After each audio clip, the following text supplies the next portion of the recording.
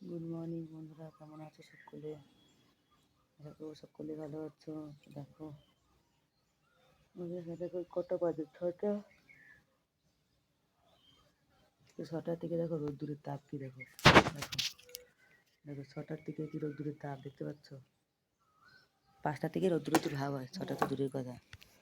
তো আমি ঘুম থেকে উঠে এখন একটু কাজ করলাম। কি কাজ করলাম বলা যাবে না।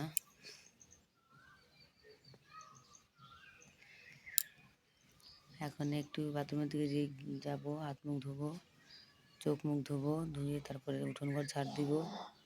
তারপরে আমাদের খাওয়ার জল নিতে হবে আজকে, কারণ আমাদের বাড়িতে রোজ 2 বালতি করে জল লাগে খাওয়ার জন্য।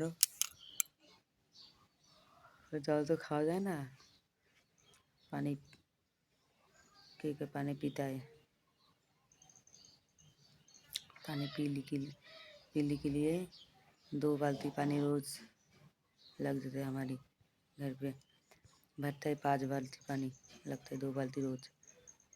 তো বালতির জল নিয়ে আসা হয়, বালতি থেকে আবার মটকার ভিতর ঢালা হয়। মাটির মটকা নিয়ে আসছে কিনে, কলসি বড়।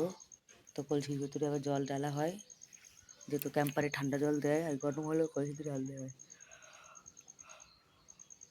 ওতে জল ঠান্ডা হয়ে যায়। ওই জলটা আমরা খাই।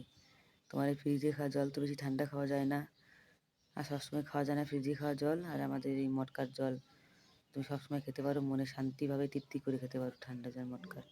মাটির কলসির জল খাওয়া কোনো দিক দিয়ে ক্ষতি না, সব দিকেই ভালো।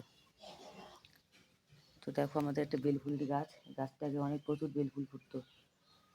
গাছটা যেটুকু বয়স, আমার মেয়েটার সেটুকু বয়স। তো ওই গাছটা দেখো প্রচুর অনেক পুরনো গাছ। যখন আমি এখান থেকে ছেড়ে দিয়ে চলে গেছিলাম, তখন এই গাছটা বাড়ির মালিকরা এসে কেটে দিয়েছিল, পুরো গোড়া ছিল শুধু। তারপর আবার আমরা চলে এসেছি পরে। তো আসার পর দেখি ফুল গাছটা আবার গোড়া থেকে ফুল চালাচ্ছে। ফুল গাছটা মরে না, বেলফুলের গাছ তো। এখানে বলে মগরাকি ফুল, হিন্দিতে বলে মানে জাসমিন, মানে ইংলিশে, বাংলায় বেলফুল বলে। তো এই ফুলটা আমার কাছে এত সুন্দর লাগে, ফুলটার সেন্ট তো সুন্দর লাগে, খুশবু।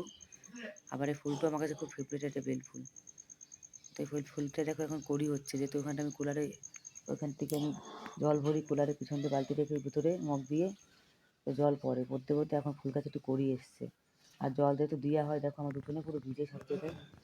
দেখেছো? বলো তো কেন ভিজে এত?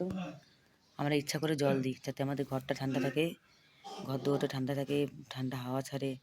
তো ইচ্ছা করে আমরা জল দিই। এই যে দেখা গেলো এখন রান্না বান্না করে কাজকর্ম সারা শুরু করা হবে, তারপরে এদিকে জল দেওয়া হবে। আমার কমসে কম 3-4 বালতি তো জল দেবই, বড় বালতি। উঠোনে সব জায়গায় দেবো, ঘরের ভিতরে জল দিব, রান্নাঘরে জল দিব, তার মধ্যে আবার কুলারের ভিতরে জল ভরবো প্রায় 3-4 বালতি করে, এইরকম। মানে গরমে জল ছাড়া উপায় নেই। ভিডিওটা কেমন লাগলো লাইক করবে, পাশে থাকবে, সাপোর্ট করবে। এটা